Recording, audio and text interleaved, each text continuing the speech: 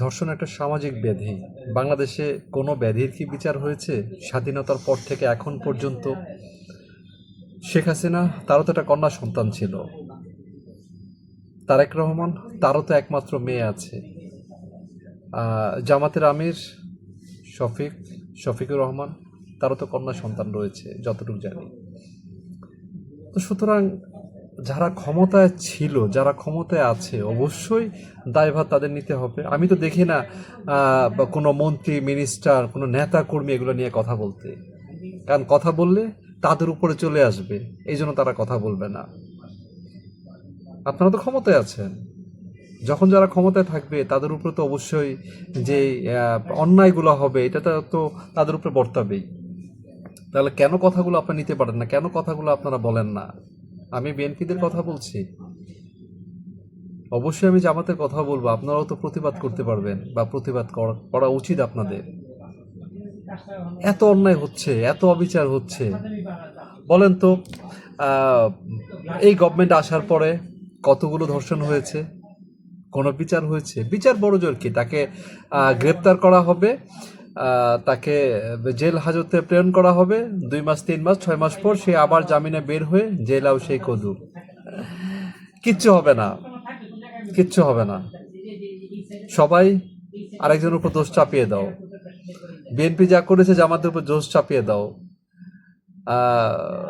অথবা ইউনিট সরকারের উপর দোষ চাপিয়ে দাও, অথবা আওয়ামী লীগের উপর দোষ চাপিয়ে দাও। দোষ চাপানো রাজনীতি চলছে।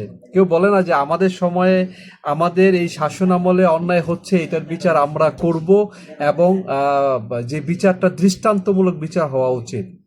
স্বাধীনতার পর থেকে 71 থেকে 2026-এর আজকে মে মাসের 20 তারিখ, আজকে পর্যন্ত কয়টা অন্যায়ের সঠিকভাবে বিচার হয়েছে? হয় নাই, হবে না।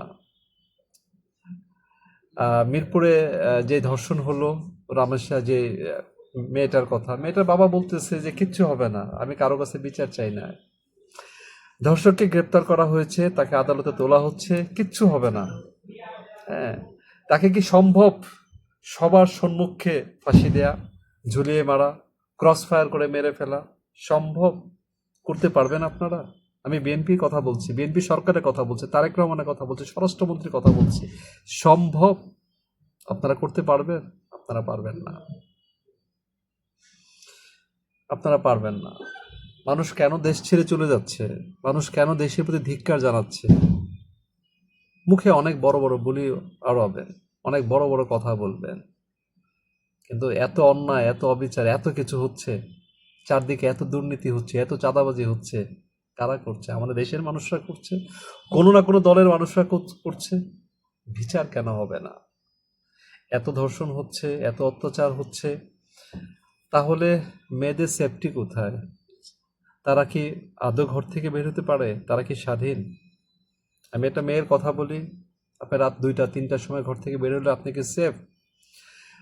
প্রবাসী এক বন্ধু বলতেছিল, তার একটা মেয়ে আছে, 6-7 বছর বয়স। ও বলতেছে যে বাংলাদেশে থাকা অবস্থায় মেয়েটাকে নিয়ে টেনশনে থাকতাম, যে কোথায় যাবে, কার সাথে মিশবে, কোথায় খেলাধুলা করবে।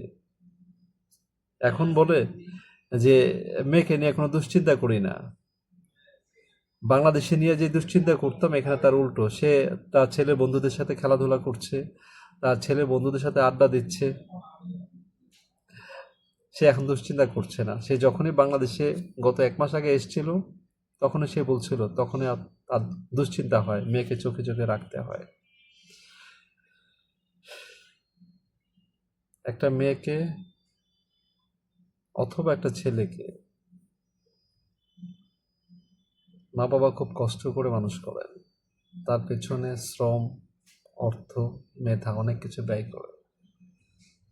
তাকে যখন কোনো কারণ ছাড়া মেরে ফেলা হয়, খুন করা হয়, সম্ভব কি মেনে নেয়া? তারেক রহমান, আপনি মানতে পারবেন? শফিক রহমান, আপনি মানতে পারবেন? শেখ হাসিনা, আপনি মানতে পারবেন? ধিক্কার, লজ্জিত আমরা। এই উপমহাদেশে এমন এই ঘটনাগুলো ঘটছে, বাংলাদেশ, ভারত, পাকিস্তান। আমরা দৃষ্টান্তমূলক শাস্তি, শুধু এটা না, প্রতিটা ক্ষেত্রে আমরা দৃষ্টান্তমূলক শাস্তি চাই। যতক্ষণ না পর্যন্ত আইন শৃঙ্খলা পরিস্থিতি, অন্যায় যারা করবে শাস্তি হবে না, দৃষ্টান্তমূলক শাস্তি হবে না, ততক্ষণ পর্যন্ত কিচ্ছু হবে না। আবার নতুন ঘটনা জন্ম নেবে, একটা ঘটনা শেষ হয়ে যাবে, নতুন আরেকটা ঘটনা জন্ম নেবে, আরেকটা ঘটনা জন্ম নেবে, এই ঘটনা চলতেই থাকবে। আমরা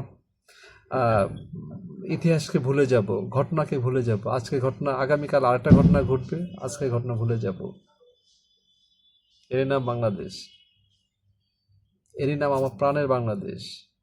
দেশে দোষ দিয়ে তো লাভ নেই। মানুষগুলো নরপিশাচ, মানুষগুলো